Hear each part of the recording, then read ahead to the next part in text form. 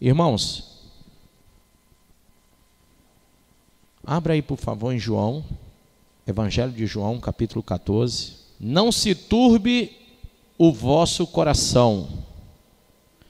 Credes em Deus, crede também em mim. Na casa de meu pai há muitas moradas. Se assim não fora, eu vos teria dito, pois vou preparar-vos lugar. E quando eu for e vos preparar lugar, voltarei e vos receberei para mim mesmo. Diga comigo, e quando eu for e vos preparar lugar, voltarei.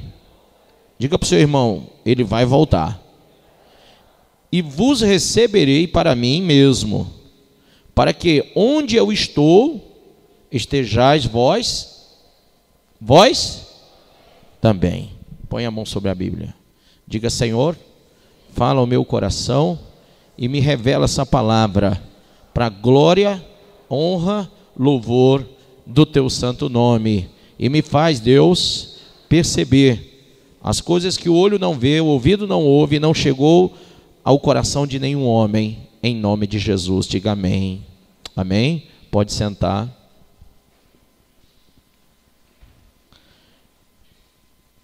O Senhor prometeu voltar e buscar a igreja.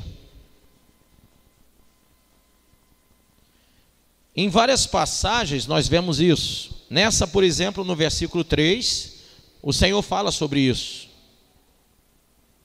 Mas Ele também proclama o seu retorno, lá em Apocalipse, capítulo de número 22, versículo 20. Veja aí. Aquele que dá testemunho destas coisas diz, certamente venho sem demora. Amém? Vem o Senhor Jesus. Quem crê? Quem espera pela volta de Jesus? Quem anseia pela sua volta? Quem está preparado para ela? Irmãos, nós temos que esperar a sua volta. Abra aí em 1 Coríntios, capítulo 1, versículo 7. Vamos ler a partir do versículo de número 4. Sempre dou graças a meu Deus a vosso respeito, a propósito da sua graça que vos foi dada em Cristo Jesus, porque em tudo fostes enriquecidos nele, em toda a palavra e em todo o... Que riqueza é essa? Diga, palavra e conhecimento. É interessante a disparidade disso aqui. É que existem dois tipos, são as 7 igrejas do Apocalipse, elas revelam 7 períodos, mas também revelam 7 estados, formas de ser, de estar. Nós vemos uma igreja que é pobre, mas rica espiritualmente, Esmirna. E vemos uma igreja que é rica, mas é pobre espiritualmente, Laodiceia. E aqui nesse texto, a Bíblia diz... Porque em tudo fostes enriquecidos nele, em toda a palavra, em todo o conhecimento, assim como o testemunho de Cristo tem sido confirmado em vós, de maneira que não vos falte nenhum dom, aguardando vós a revelação de nosso Senhor Jesus Cristo, o qual também vos confirmará até o fim, para serdes irrepreensíveis no dia do nosso Senhor Jesus Cristo. Quem espera por esse dia? Irmãos, esse dia virá mais cedo do que muitos imaginam, mais cedo, mais rápido do que muita gente pensa. Muita gente pensa que esse dia ele vai se demorar muito. Mas lá nas cartas do apóstolo Pedro, abra aí, ora, o fim de todas as coisas está próximo. Sede, portanto, criteriosos e sóbrios. Diga para o seu irmão, critério e sobriedade. Pergunta para o seu irmão, você é que tem sido criterioso no tocante à sua vida cristã? Por que as pessoas elas são abaladas quando você fala sobre a sã doutrina hoje? Porque o critério ele é importante para a gente traçar uma linha entre o certo e o errado, entre o que parece ser e o que não é. E aquilo que é, não pode deixar de ser nunca. Amém? O que é o critério? O critério é uma formatação de valores. O critério é uma afirmação de valores. Então eu tenho que ter critérios com relação à minha vida cristã. Eu não posso viver uma vida cristã desvencilhada dos critérios de Deus. Então ele diz assim: o fim de todas as coisas está próximo, sede, portanto, criteriosos e sóbrios, a bem das vossas orações. Acima de tudo, porém, tende amor intenso uns para com os outros, porque o amor cobre multidão de pecados. Amém ou não? E aqui a gente percebe que o que Deus está nos mostrando é uma revelação de que a igreja dos últimos tempos, ela não está tendo a visão do critério. O que é que eu recebo? O que é que eu aprendo? Qual é a palavra que eu estou crendo? Será que o que eu creio é aquilo que Deus realmente fala? É aquilo que vai ser bom para a minha salvação? Qual é a igreja que eu faço parte? Quem me ensina? Eu gosto muito de perguntar isso para as pessoas. Vem cá, quando você tem um problema cardíaco, você vai no oculista? Você vai num especialista chamado cardiologista. E você quer qualquer um? Não, você vai procurar o melhor, que você não quer morrer. Você vai sempre perguntar: quem é o melhor? Quem é o mais renomado? Quem é o mais preparado? Porque você não quer morrer. E olha que essa vida passa rápido. Imagine a vida eterna. Estamos falando da vida eterna. O critério que você tem buscado ter para viver a vida eterna. Porque para viver essa vida você é criterioso. Você tem medo de morrer. E você não tem medo de perder a vida eterna? Qual é o critério? Aí tem gente que se assemelha a qualquer tipo de ensinamento, se amolda a qualquer tipo de doutrina, de vento de doutrina, e não tem critérios espirituais para entender o que está recebendo. Então vamos lá. Sobre a volta de Jesus, lá em Atos capítulo 1, quando Jesus subiu ao céu, a ascensão dele, os homens ficaram olhando. Veja aí no versículo 10. E estando eles com os olhos fitos no céu, enquanto Jesus subia, eis que 2 varões vestidos de branco se puseram ao lado deles, 2 anjos. E lhes disseram: varões galileus, por que estáis olhando para as alturas? Esse Jesus, que dentre vós foi assunto ao céu, virá do modo como viste subir. Amém ou não? Pedro também anunciou aí em Atos 19. Atos 3:19. Arrependei-vos, disse Pedro, e convertei-vos para serem cancelados os vossos pecados, a fim de que da presença do Senhor venham tempos de refrigério, e que envie ele o Cristo que já vos foi designado, Jesus. Amém? Então ele fala também que o Senhor vai enviar Jesus. O Senhor Deus vai enviar. E é próximo. Vamos para lá. Paulo falou sobre isso também em 1 Coríntios capítulo 15, versículo 35. Mas alguém dirá: como ressuscitam os mortos? E em que corpo vêm? E Paulo diz: insensato, o que semeais não nasce, se primeiro não morrer. É ou não é verdade? Você já pegou alguma semente que se não tiver morrido vai germinar? Você pega uma manga, um caroço de manga, para você plantar uma mangueira, você vai ter que pegar, deixar o caroço secar, morrer. Quando ele ficar bem duro, aquela coisa dura mesmo, estirado, depois de morto, você pode enterrar, que vai nascer uma mangueira. Mas se você pegar ele depois que você chupou e jogar na terra, não nasce nada. Quem sabia disso? Tem que morrer primeiro, diga. Paulo disse: insensato, o que semeais não nasce, se primeiro não morrer. Ninguém aqui vai nascer de novo se não morrer primeiro. E quando semeais, não semeais o corpo que há de ser, mas o simples grão, como de trigo ou de qualquer outra semente. Mas Deus lhe dá, o que ele está dizendo aqui, é que quando você semeia, é uma sementezinha, o que vai nascer é um corpo grande, amém? É uma árvore. Mas Deus dá corpo como lhe aprouve dar, e a cada uma das sementes o seu corpo apropriado.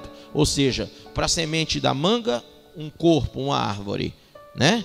Para a semente do abacaxi, outra, e assim sucessivamente. Nem toda a carne é a mesma, porém uma é a carne dos homens, outra a dos animais, e outra a das aves, e outra a dos peixes. Também há corpos celestiais e corpos terrestres. E sem dúvida, uma é a glória dos celestiais e outra a dos terrestres. Uma é a glória do sol, outra a glória da lua, e outra a das estrelas, porque até entre estrela e estrela há diferenças de esplendor. Pois assim também é a ressurreição dos mortos. Semeia-se o corpo na corrupção, ressuscita na incorrupção, amém? Semeia-se em desonra, ressuscita em glória. Quando fala semeia, bote assim, enterra. Viu? Porque tem gente que diz semeia o quê? É enterrar. Você enterra o corpo, entendeu? Na corrupção, mergulha, enterra, mata na corrupção, e você vai ressuscitar na incorrupção. Se você semeia na desonra, vai ressuscitar em quê? Em glória. Semeia-se em fraqueza e ressuscita em quê? Poder. Quem tem poder de Deus aí? É aquele que semeou, aquele que foi enterrado fraco. Crente que diz que está fraco, está precisando morrer. Quem está entendendo isso? Você não pode admitir que você é fraco, porque você é semeado, você é morto, mortificado, fraco. O diabo pode te vencer a qualquer momento. O inferno pode contra você. O inferno pode acabar com a tua raça. Por que você acha que tem gente que fica na rua se drogando? Por que você acha que tem gente se prostituindo, adulterando, fazendo tudo que não presta, matando os outros? Por quê? Porque o diabo domina. Então, essas pessoas naturais, o diabo ele age liberal, assim, de uma forma, sabe, total. Por isso que aí está dizendo que você semeia na fraqueza e ressuscita o quê? No poder. Como quando você ressuscita no poder, a Bíblia tem uma promessa para você e para mim, que as portas do inferno não prevalecem contra você e nem contra mim. Amém ou não? É.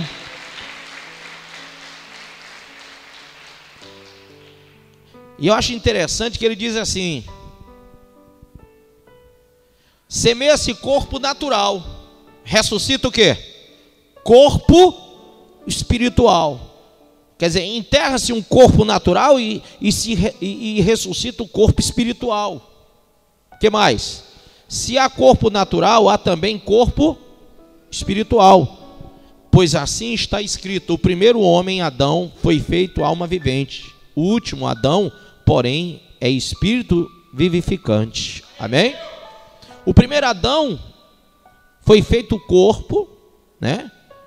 Foi feito corpo natural. Mas o segundo é Jesus. Amém? Ele é vivificante. Mas não é primeiro o espiritual e sim o natural. Depois o espiritual. Primeiro veio o Adão carnal, depois veio o Adão espiritual. Primeiro você se manifesta na carne, depois você se manifesta como?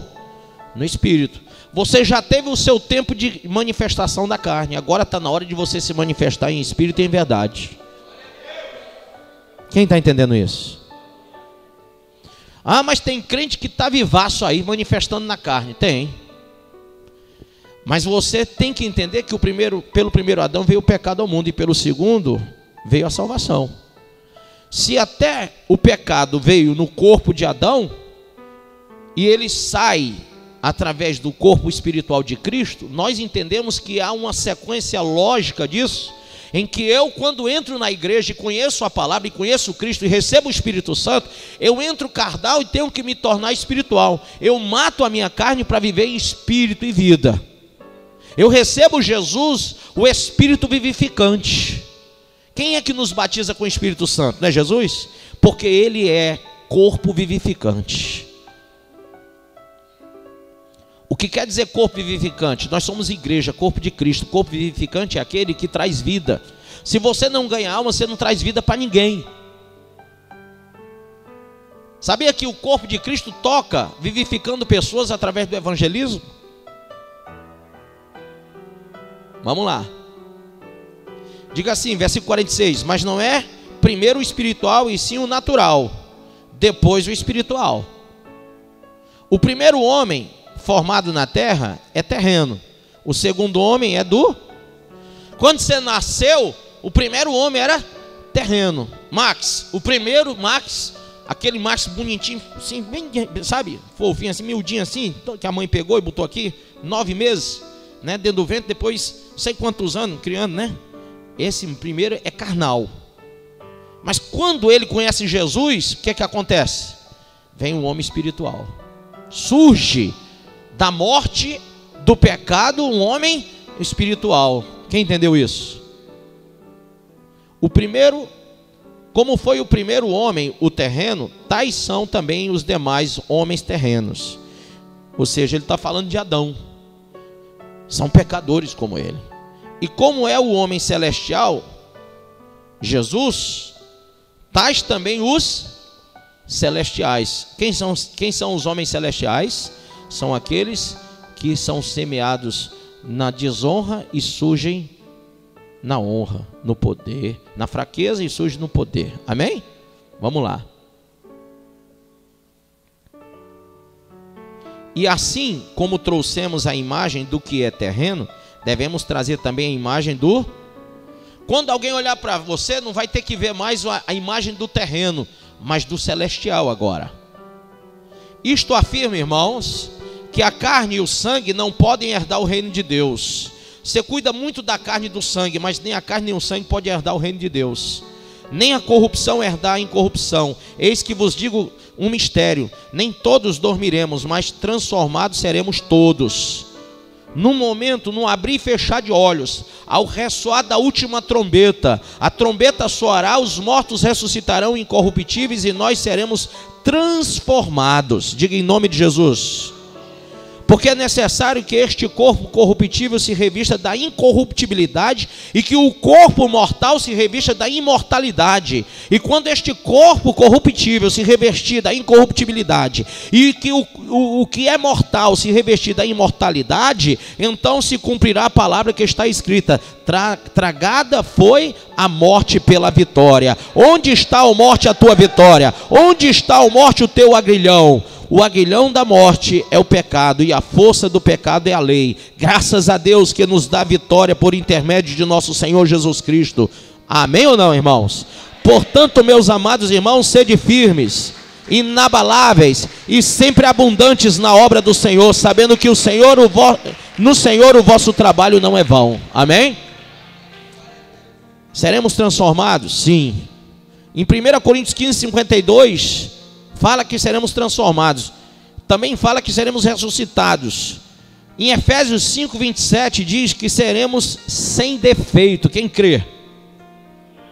Colossenses 3, 4 fala que se manifestará esse corpo novo. Amém? Irmãos, é interessante que sobre esse corpo, que esse corpo ele é livre de todo gemido. Todo gemido. Hoje você não entende, né? Ou alguns já sofrem enfermidades e etc. Mas o corpo que nós vamos receber não vai ter doença. Romanos 8, 23 fala sobre isso. Em 1 Coríntios 15, 42 fala que é um corpo imortal, não vai morrer, não vai mais ter morte. No versículo 44 de 1 Coríntios 15 fala que é um corpo espiritual apenas. O 43, que fala da fraqueza, diz que nós teremos fortalecidos, amém? Filipenses 3:21 diz que é glorioso, diga glorioso. 2 Coríntios capítulo 5, versículo 1. Sabemos que se a nossa casa terrestre deste tabernáculo se desfizer, temos da parte de Deus um edifício, casa não feita por mãos, eterna nos céus. Amém ou não? E por isso, neste tabernáculo, gememos, aspirando por sermos revestidos da nossa habitação celestial. Quem entende isso? Está falando de que tabernáculo? Nós estamos num período que o povo está construindo um tabernáculo, está construindo um templo do passado. O povo está preocupado, tem pastores preocupados em levar o povo para o passado. Mas eu quero levar essa igreja para o futuro. Um futuro que pode ser agora. O futuro que pode ser hoje. Eu não quero levar você para o templo de Salomão. Eu não quero levar você para o templo erguido por nenhum homem. Porque há uma promessa de um tabernáculo não feito por mãos de homens, que é eterno e celestial. E aquele que crê no Senhor não espera por tabernáculos humanos. Aquele que crê no Senhor espera a volta de Jesus. A Bíblia diz, versículo 2: hoje nós gememos, e por isso deste tabernáculo, nesse corpo que você tem aí, gememos aspirando por sermos o quê? Revestidos da nossa habitação celestial. Ele está falando do corpo eterno, amém?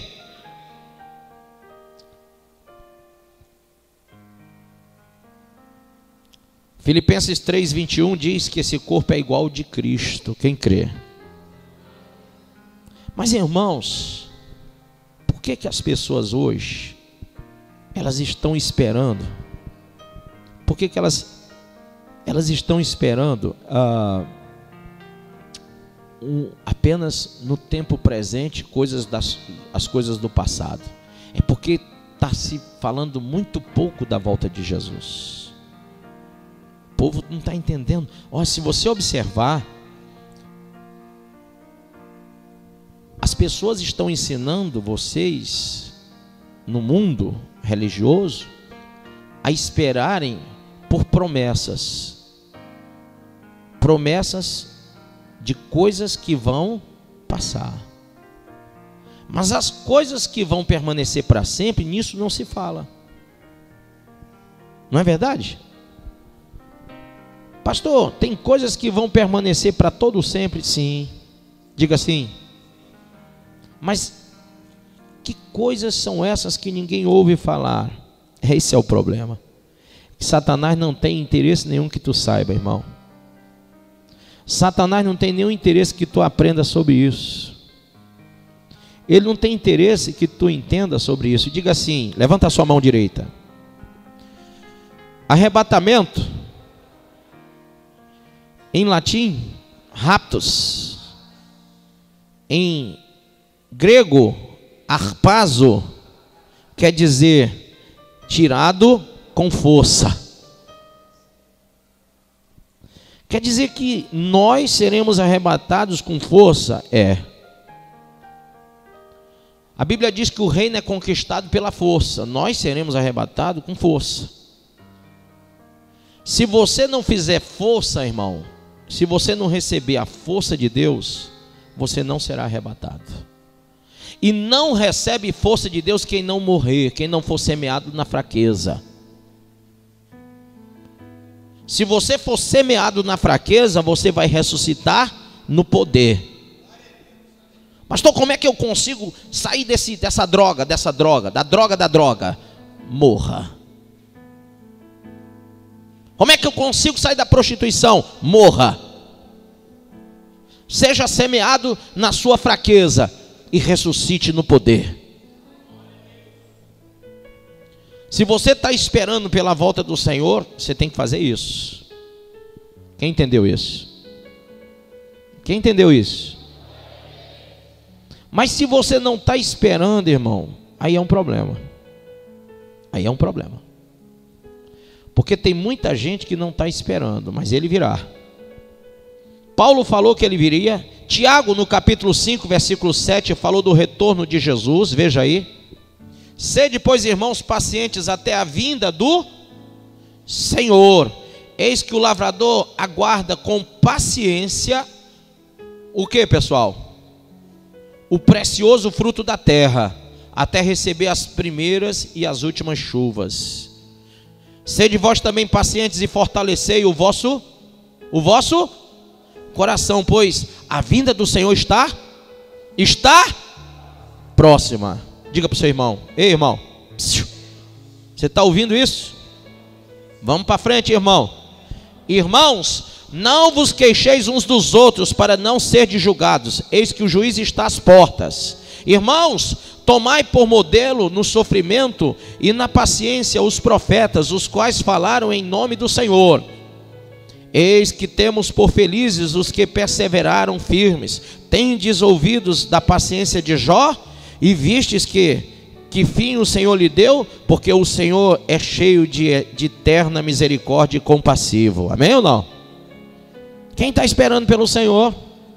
A Bíblia diz: espere com paciência, irmão. Fortaleça o seu coração, pois a vinda do Senhor está próxima. Não deixe o seu coração lhe enganar, não. Não fique fraco na fé, não. Fortaleça o seu coração. João descreve isso na sua epístola, 1 João 3. Vede que grande amor nos tem concedido o Pai, a ponto de sermos chamados o quê? Filhos de quem? Está vendo? Você é chamado filho de Deus porque Ele te ama. E de fato somos filhos de Deus. Por essa razão, o mundo não nos conhece, porquanto não o conheceu a Ele mesmo. Amados, agora somos filhos de quem? De Deus. E ainda não se manifestou o que havemos de ser. O que ele está falando? Do corpo celestial. Sabemos que quando Ele se manifestar, está falando da volta dele, seremos semelhantes a Ele, porque haveremos de vê-lo como Ele é. E assim mesmo se purifica todo que nele tem esta esperança, assim como Ele é puro. Todo aquele que pratica o pecado também transgride a lei, porque o pecado é transgressão da lei. Sabeis também que Ele se manifestou para tirar os pecados, e nele não existe pecado. Todo aquele que permanece nele não vive pecando. Todo aquele que vive pecando não o viu, nem o conheceu. Quem entende isso? Então, irmãos, preste atenção.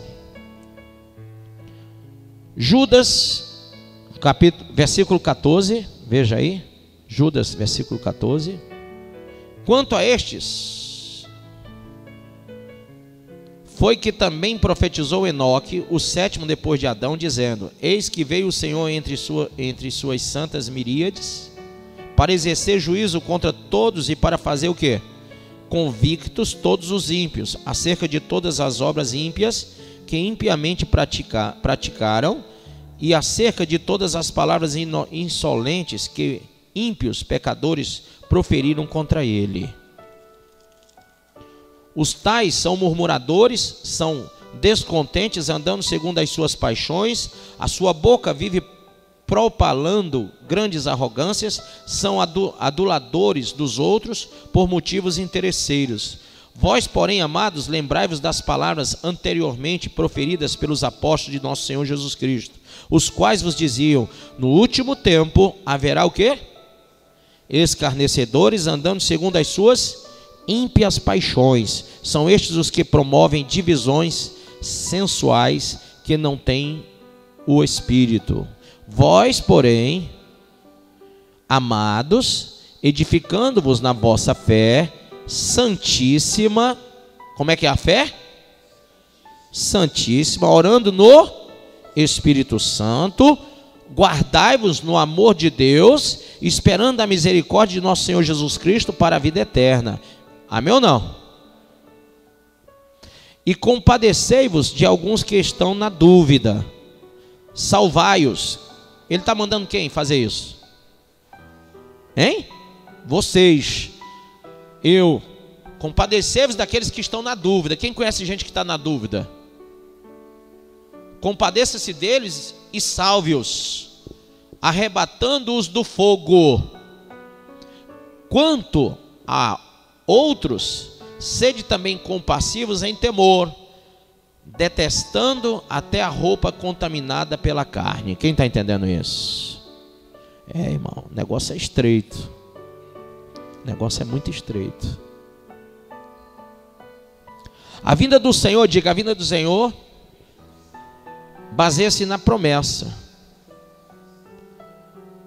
Ele virá. Mas para quem é a vinda de Cristo? Diga assim: para todos os que são nascidos de Deus e se tornaram novas criaturas. Quem é nascido de Deus? É aquele que tem uma fé verdadeira. Existe alguma fé verdadeira que apregoa a mentira? Não. Ela tem que ser santíssima. Ela não pode ser corrompida com falsas doutrinas ou falsos ensinamentos. Amém? É por isso que é difícil. Difícil. É difícil as pessoas querem que a gente fale aquilo que vai agradar elas. Não dá não. Não dá não. A Bíblia diz que o propósito da vinda do Senhor, ele virá nos ares. Diga, ele virá nos ares. A trombeta vai tocar, diga. Os mortos em Cristo vão ressuscitar. Sua família, a minha, o meu pai, ele vai ressuscitar naquela hora da trombeta. E vai ser, os mortos serão levados. Há uma área da teologia que diz que eles irão primeiro que nós, que estamos vivos. Há outros que dizem que vai ser juntos. Há quem diga que a volta de Jesus é antes do milênio, e outros que dizem que é após o milênio. Eu sou partidário da volta do Senhor antes do milênio, antes da grande tribulação também. Por quê? Porque a grande tribulação, ela é falada lá no Antigo Testamento para Israel. Qual é o povo rebelde que os profetas falaram e que testemunharam que seriam atribulados? O povo de Israel. A igreja, o povo é o povo que o Senhor chama de noiva. Nós não temos, digamos assim, aquilo que é a promessa que eles receberam, a revelação deles foi diferente do que a nossa. Nós não fomos chamados. Jesus não veio em carne no nosso meio. Eles não foram chamados em linhagem santa. Nós não fomos chamados em linhagem santa como eles naquela época. Eles tiveram a manifestação de todos os profetas, dos patriarcas. Nós não. Nós, igreja, cremos pela fé naquilo que não vemos. Quem está entendendo? Nós vivemos uma fé que está descrita pelo apóstolo Paulo em 1 Coríntios 5,7. Nós vivemos por fé e não por vista. Como igreja, tá? Há teólogos que dizem que vai. Eu digo que não. Também sou teólogo. Aí vamos discutir teologia, né? Mas eu digo que a igreja não passa pela grande tribulação. Já está passando aí por uma tribulaçãozinha, mas não é a grande. A igreja, ela vai ser arrebatada antes dessa grande tribulação. O anticristo vai se revelar no mundo e vai dominar o mundo e vai fazer, sabe, ele vai ser um grande líder, um homem que vai dominar belicamente o mundo, um homem muito inteligente. Eu creio que ele já está vivaço por aí, já está encarnado aí. E esse cidadão diabólico vai se manifestar a qualquer momento. Por isso que eu digo que Jesus está voltando. Amém? Mas o propósito de Deus é que primeiro os mortos ressuscitem, depois os filhos de Deus que ainda vivem serão transformados, recebendo o corpo de glória. Diga em nome de Jesus. Serão não despidos, mas revestidos. Amém? Nós teremos uma ascensão. Abra aí em Tessalonicenses, 1 Tessalonicenses, capítulo 4. Não quero, porém, irmãos, que sejais ignorantes acerca dos que já dormem, para que não vos entristeçais como os demais que não têm esperança. Amém ou não? Porque se cremos que Jesus morreu e ressuscitou, assim também aos que em Jesus dormem, Deus os tornará a trazer com ele. Diga glória a Deus. Então você vai ver aquela pessoa da sua família que aceitou Jesus. Por isso que você tem que ganhar toda a família para o Senhor. Amém? Dizemos-vos, pois, isto pela palavra do Senhor, que nós, os que ficarmos vivos para a vinda do Senhor, não precederemos os que dormem. Ou seja, a visão aqui é conjunta, porque o mesmo Senhor descerá do céu com alarido e com voz de arcanjo e com a trombeta, risca aí embaixo, e com a trombeta de Deus. Eu creio, irmão, essa passagem ela é tão forte, falando sobre essa trombeta. Porque quando era pequenininho, eu tinha um pastor que ele falava direto dessa trombeta, sabe? Eu não podia ver uma trombeta que eu pensava que era Jesus voltando. Aqui diz assim: e os que morreram em Cristo ressuscitarão primeiro, depois nós, os que ficarmos vivos, seremos o que, pessoal? Arrebatados juntamente com eles nas nuvens. Quer dizer, eles vão ressuscitar primeiro eles, aí depois sobe todo mundo em conjunto. Para onde? Para as nuvens. E aí diz assim, ó: a encontrar o Senhor nos ares, e assim estaremos sempre com o Senhor. Portanto, consolai-vos uns aos outros com essas palavras. Amém? Agora deixa eu explicar uma coisa para você. Quando você e eu formos levados para os ares, nós não teremos mais essa aparência aqui, mas teremos o corpo de glória. Seremos revestidos do corpo de glória, totalmente incorruptível. Amém? Mas quem que vai receber o corpo incorruptível? Aquele que pegou o corpo corruptível e semeou para a incorruptibilidade. Será que eu compliquei? Não, então eu vou facilitar mais ainda. Vem cá, Mateus. Bom que você está de paletó hoje. Pronto, fica aqui assim. Pronto, assim. Vem cá, o gordinho, vem cá você. Segura aí. O Reginaldo já sabe porque eu chamo ele de gordinho. Esse aqui, ele está numa função. Qual é a função? Pegar esse corpo corruptível e semeá-lo. Essa é a função da igreja. Pegar o que está corruptível e semear na incorruptibilidade. Então ele vai pegar e vai falar. Entendeu? Mas de uma forma, fica assim de lado, de uma forma simples, o que é que ele vai fazer? Ele vai enfiar a espada no coração desse cidadão aqui. A palavra. A palavra, ela é o quê? Espada de 2 gumes. O que é que ela faz? Penetra o quê? Junta as medulas. Até onde? A alma. Vontade do homem. Por que vai até a alma? É para matar o quê? A vontade do homem. Então quando ela entra, pá, ela mata o cidadão carnal. Aí morre aí.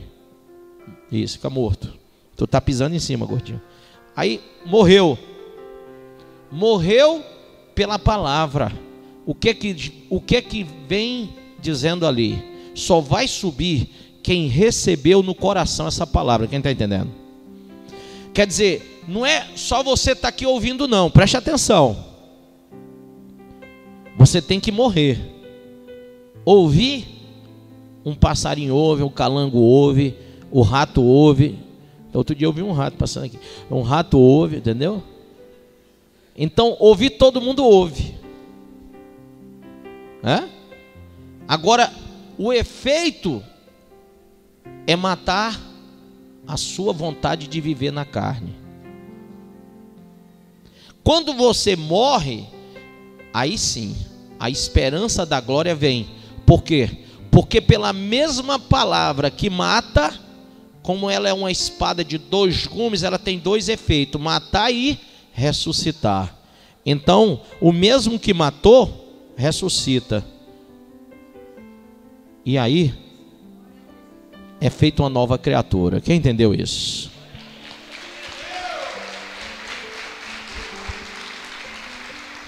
Amém?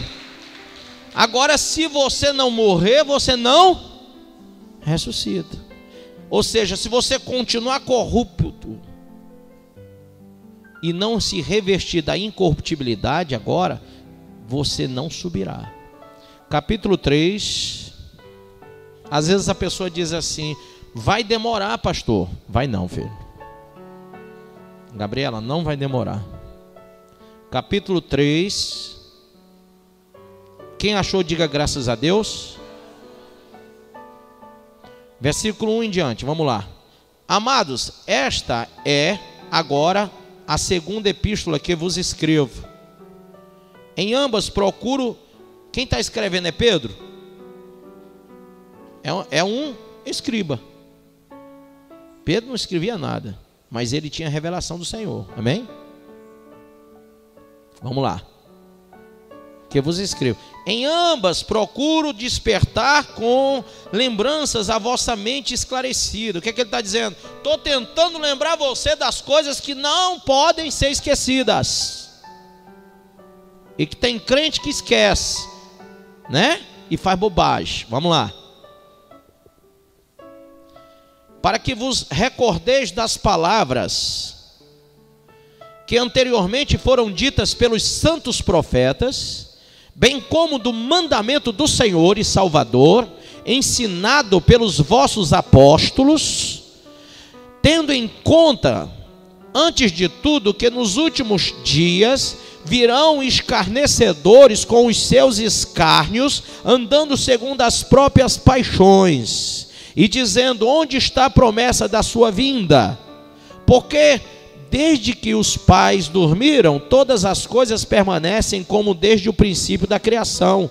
Porque deliberadamente esquecem que de longo tempo houve céus, bem como terra, a qual surgiu da água e através da água pela palavra de Deus, pela qual veio a perecer o mundo daquele tempo, afogado em água. Ora, os céus que agora existem e a terra, pela mesma palavra, têm sido entesourados. Ou seja, o que é entesourado? É guardado. Guardado. Têm sido entesourados para o que, pessoal? O fogo. Estando reservados para o dia do juízo e destruição dos homens ímpios. Não está falando da igreja santa, mas dos homens ímpios. Há todavia uma coisa, amados, que não deveis esquecer: que para o Senhor um dia é como 1000 anos e 1000 anos como um dia. Não retarda o Senhor a sua promessa, como alguns a julgam demorada. Pelo contrário, Ele é longânimo para convosco, não querendo que nenhum pereça, senão que todos cheguem ao arrependimento. Virá, entretanto, como ladrão o dia do Senhor, no qual os céus passarão com o que, pessoal? Com estrondo, e os elementos se desfarão abrasados, também a terra e as obras que nela existem serão o que? Atingidas.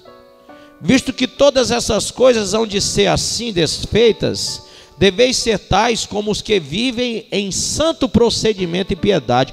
Tudo que você está vendo aqui um dia vai ser o quê? Destruído pelo fogo. Por que você acha que tem tanta bomba atômica aí, hein? Só um apertãozinho no botão, catapulta, já foi. Por que não aperta o botão agora? Porque Deus é longânimo. Só isso. E aí diz: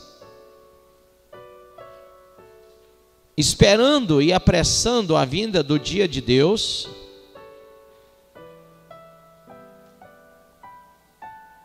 por causa do qual os céus incendiados serão desfeitos e os elementos abrasados se derreterão.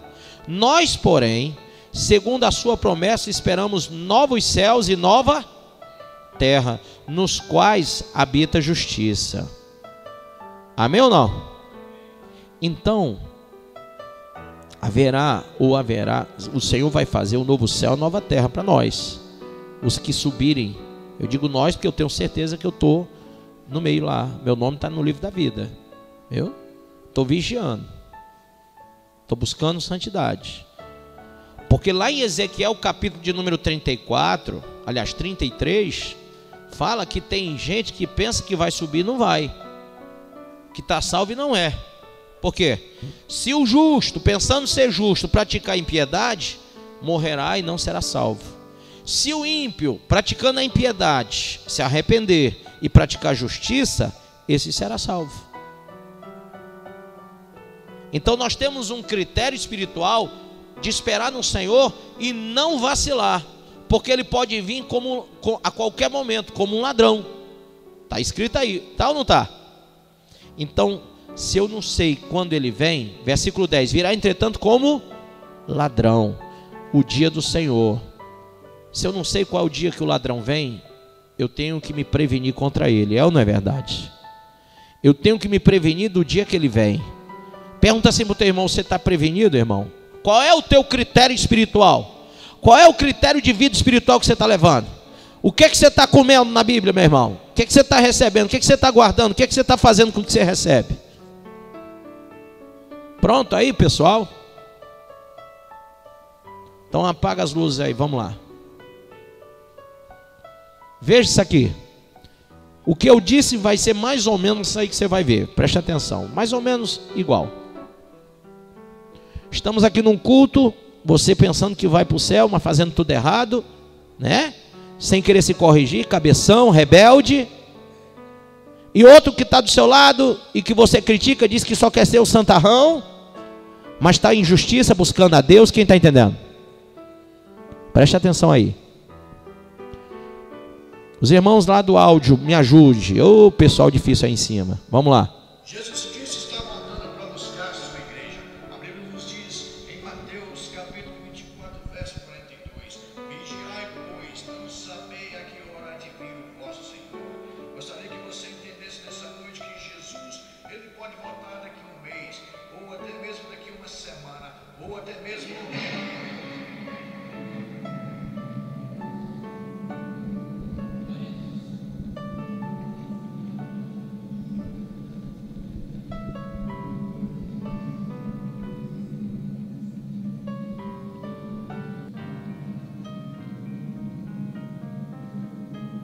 Porque assim como o relâmpago que sai do oriente e se mostra no ocidente, assim será também a vinda do Filho do Homem. Mateus 24, 27. Você está preparado, irmão? Mostra de novo aí para eles, por favor. Mostra de novo. Preste atenção.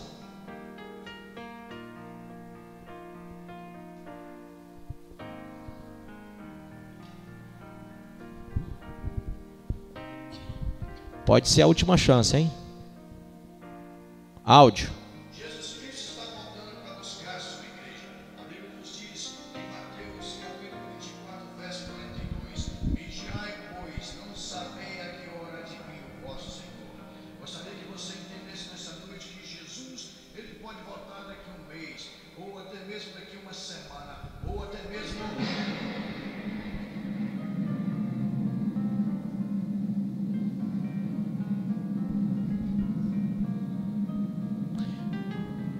Dá o play aí, irmão. Dá o pause. O que é que apesar de que o pessoal do áudio entrou depois, mas o que é que acontece aí? O que está acontecendo? Exatamente o que eu falei. Jesus pode voltar a qualquer momento. Quem entende isso aí? Hoje a minha pergunta é: quem está preparado para a volta de Jesus? Quem não está, hoje, você deve procurar semear a sua corruptibilidade e ressuscitar a incorruptibilidade. Semear a sua fraqueza e ressuscitar o seu poder. Amém? Irmão, ou você é poderoso em Cristo, ou você vai perder a eternidade. Esse crente de meia tigela que fica só frequentando a igreja pedindo para o pastor orar o tempo todo e que não tem autoridade contra o inferno, não adianta. Tu tem que nascer mesmo, irmão, do Espírito Santo. Quem está entendendo isso? Tu tem que ter poder para vencer o pecado, filho. A tua natureza carnal tem que acabar. Tu tem que ser espiritual, celestial. Amém? Por favor, feche a sua Bíblia, fique de pé. E se você diz: pastor